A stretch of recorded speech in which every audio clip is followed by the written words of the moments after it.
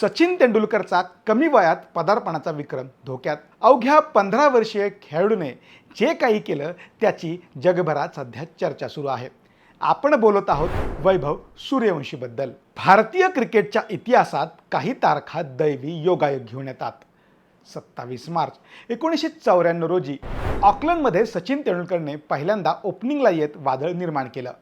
बरोबर 32 वर्षांनंतर 27 मार्च 2026ला बिहारचा एक 15 वर्षांचा मुलगा आपल्या वाढदिवसासोबतच एका नव्या युगाची नांदी देतोय.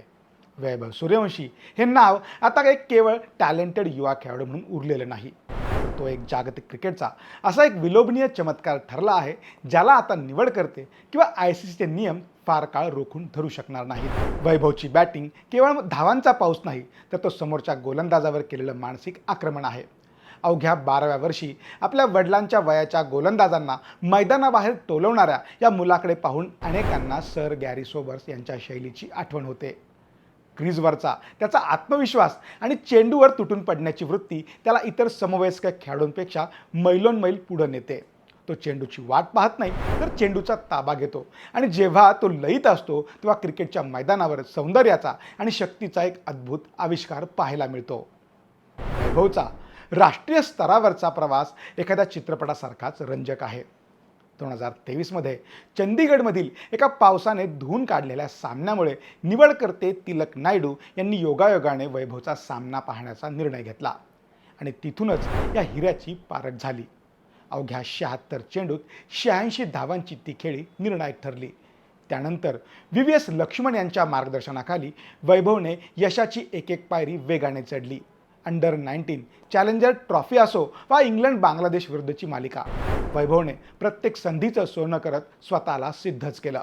2024मध्ये ऑस्ट्रेलिया विरुद्धच्या यूथ टेस्टमध्ये केवळ 58 चेंडूत ठोकलेले शतक ही तर फक्त झलक होती. खरा धमाका झाला तो 2025च्या IPLमध्ये.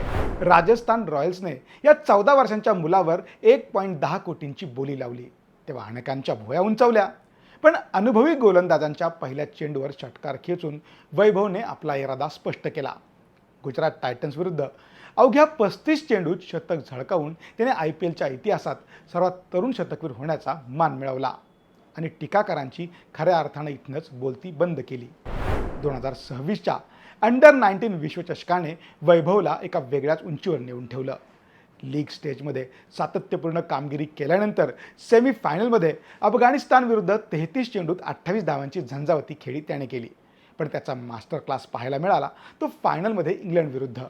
अवघ्या 80 चेंडूत त्याने 175 धावा कुटल्या, ज्यात 15 चौकार आणि 15 उत्तुंग षटकारांचा समावेश होता.